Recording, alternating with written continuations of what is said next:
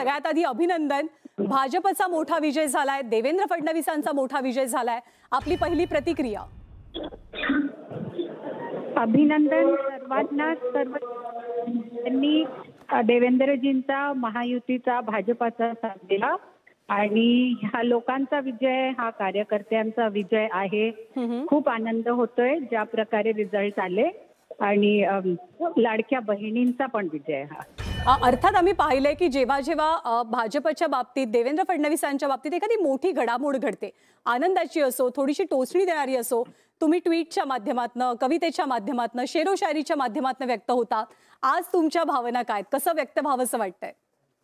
मला फक्त एवढंच मिळतंय की जी सर्वांची, देवेंद्रजींची, कार्यकर्त्यांची, सर्व लोकांची जी मेहनत आहे ना, ती कामात आलेली आहे आणि त्याचा मला खूप आनंद होतो आहे.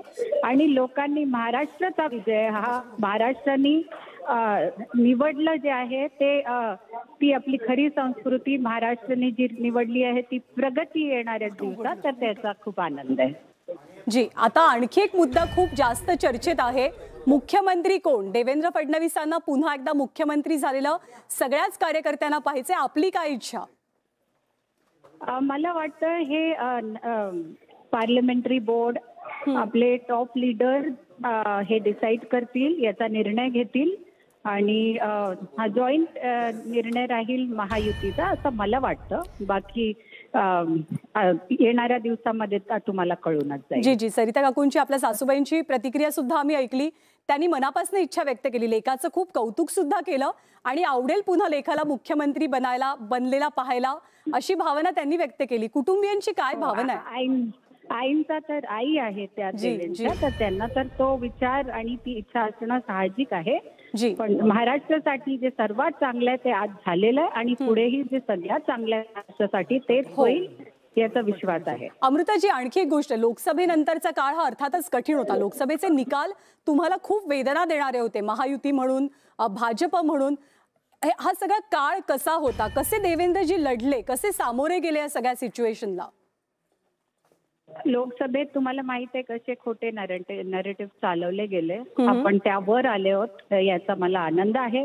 मी दिवस रात्र देवेंद्रजींना 24 तास कमी पडत होते, ते 24 तासातले 36 तास काम करत होते, एवढं मी पाहत होती आणि सर्वच लागले होते कामात, आपले सगळे घटक. त्याच्यामुळेच असा रिझल्ट आपल्याला दिसून येतोय आज.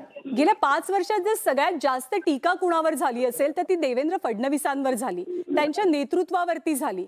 काय भावना असायच्या, कुटुंबीय म्हणून काय भावना असायच्या? नाही, ते तर ठाऊकच होतं सुरुवातीपासूनच देवेंद्रजींवर, जलयुग शिवार असो किंवा कोणताही त्यांचा प्रकल्प असो जो लोकांच्या भल्यासाठी असायचा, त्यावर टीकाच व्हायची. कारण त्यामुळे देवेंद्र अजून आवडले जायचे आणि ते विरोधकांना पसंत नाही यायचं. तर हे तर चालूच राहणार पुढे पण, आणि पण ते चांगलं काम करतच राहतील. ते लोकांसाठी जे चांगल्या गोष्टी आहेत, योजना, कामं, ते करतच राहतील. कितीही त्याचा विरोध हो, ते करतच राहतील. अच्छा, पहिल्या प्रश्नाचं उत्तर तुम्ही दिलं नाहीत किंवा खूप चांगल्या वेगळ्या पद्धतीने दिलं. देवेंद्रजी फडणवीस मुख्यमंत्री व्हावेत ही अनेकांची इच्छा आहे, पण पुन्हा एकदा मिसेस मुख्यमंत्री व्हायला तुम्हाला आवडेल का? तुम्हाला माहित आहे माझं मिशन आहे, देवेंद्रजीची बायको आहे, त्याद्वारे मी जितकं चांगलं लोकांसाठी करू शकते, मी पण जितके प्रोग्राम किंवा मी जितके इनिशिएटिव्ह घेऊ शकते ते मी करते. आणि ते आधी ते जेव्हा MLA होते तेव्हा पण करायची, जेव्हा CM होते मागच्या वेळेस तेव्हाही करायची, जेव्हा विरोधी पक्ष नेते झाले तेव्हाही करायची, जेव्हा DCM होते तेव्हाही करायची. आता कोणतंही पद ते स्वीकारतील पुढेही जीवनात, मी आपली कामं करत राहीन ज्यात लोकांचं चांगलं होईल. जी, अमृताजी, एक छोटासा शेवटचा प्रश्न, की मोठा विजय मिळाला की अर्थातच टप्प्याटप्प्याने देवेंद्रजींच्या केंद्रात जाण्याची चर्चा सुद्धा सुरू होते. आजही त्याची कुजबूज आहे. त्यांनी राज्यातच राहावं की त्यांनी केंद्रात मोठ्या पदावरती जबाबदारी स्वीकारावी? तुमची भावना काय? या बाबतीत माझी भावना आहे की मी मराठी मुलगी आहे, मला महाराष्ट्रातच राहायचंय, म्हणून माझी इच्छा देवेंद्रजींनी महाराष्ट्रातच राहावं. आणि इथे कामाची खूप गरज पण आहे, प्रगतीची खूप गरज आहे, तो वेग आपल्याला अजून वाढवायचा आहे. मनातलं नेमकं तुम्ही सांगितलेलं आहे, तुमच्या भावना व्यक्त केल्यात. पुन्हा एकदा अभिनंदन आणि मनापासून आभार आपले.